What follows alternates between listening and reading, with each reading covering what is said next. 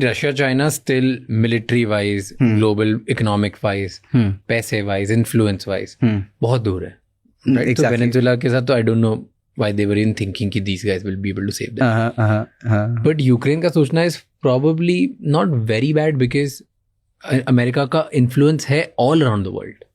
अब वही with their bases, with their military power, वो कहीं से भी किसी भी कंट्री पे कुछ भी लॉन्च कर सकते हैं. और उनके पास इतनी स्पीड है कि उनके पास इतना माइट है कि वो 24 आवर्स तक वो किसी भी जगह पे अपना सामने वाली कंट्री का माइट रोक सकते हैं. एंड 24 आवर्स में वो पूरे वर्ल्ड की पावर कहीं पे भी किधर से किधर शिफ्ट कर सकते हैं because of their technology advancements, right?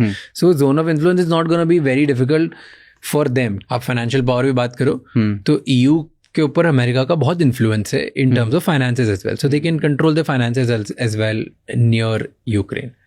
So America can do. This is an expectation that America can do. This is something that analysts say कि यूक्रेन को सोचना चाहिए था कि वो उनके जोन ऑफ इन्फ्लुएंस में है. There is a standing example जो अगले 4-5 सालों में अनफोल्ड करेगा, Taiwan. So let's see. Taiwan US के जोन ऑफ इन्फ्लुएंस से बहुत दूर है, बट US में जो बिलियनर्स बैठे हैं उनके जोन ऑफ इन्फ्लुएंस के लिए बहुत ज़रूरी है. TSMC, right? उनकी सारी चिप्स वहीं से बन के आती हैं. China has a one China policy जिसमें Taiwan without any discussion China का ही पार्ट है, वो मानते हैं. और अभी इन जनवरी पेंटागन ने, US पेंटागन ने एक रिपोर्ट निकाली है जिसमें उन्होंने बताया है कैसे China is preparing to take Taiwan by 2027. Explain.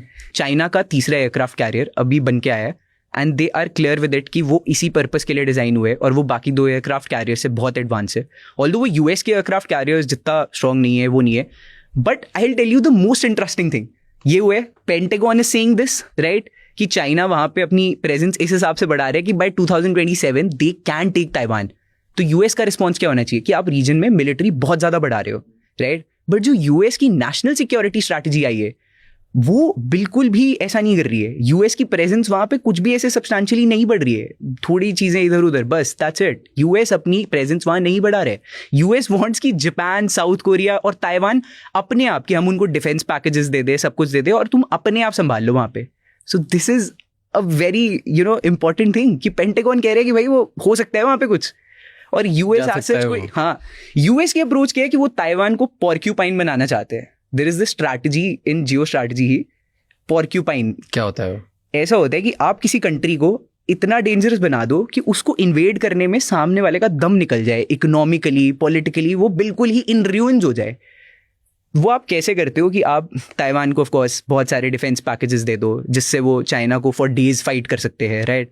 उसके बाद चाइना किसी तरह सक्सेसफुली अंदर पहुंच भी जाए तो वो टॉप लीडरशिप को ताइवान की एलिमिनेट कर दे. बट आपने ऐसे डिसेंट्रलाइज सिस्टम्स खड़े कर दिए हैं कि वो टॉप लीडरशिप को रिपोर्ट ही नहीं कर रहे हैं. वो टॉप लीडरशिप मर जाएगी, वो फिर भी लड़ते रहेंगे फॉर डेज, फॉर मंथ्स.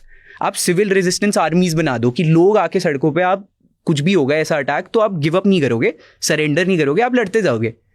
जैसे कई इन्वेजन तो क्या होते हैं, वही बहुत जल्दी. I think fastest invasion was of Austria by Hitler. It was done in 6 hours I think.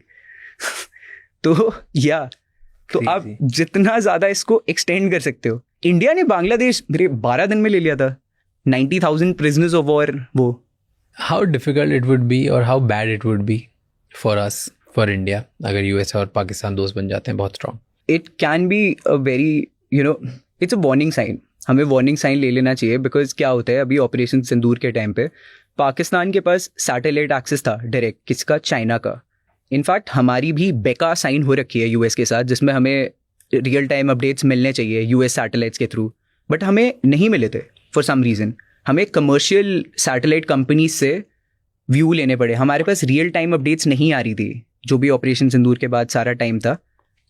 Pakistan के पास रियल टाइम अपडेट्स आ रही थी थ्रू चाइनीज सैटेलाइट्स. और हमें बेका साइन होने के बाद भी, हमने 2020 में साइन किया था जिसमें US की जियो स्पेशियल सैटेलाइट्स जितनी भी हैं वो हमें इंटेल प्रोवाइड करेंगी उस एग्रीमेंट के अंडर.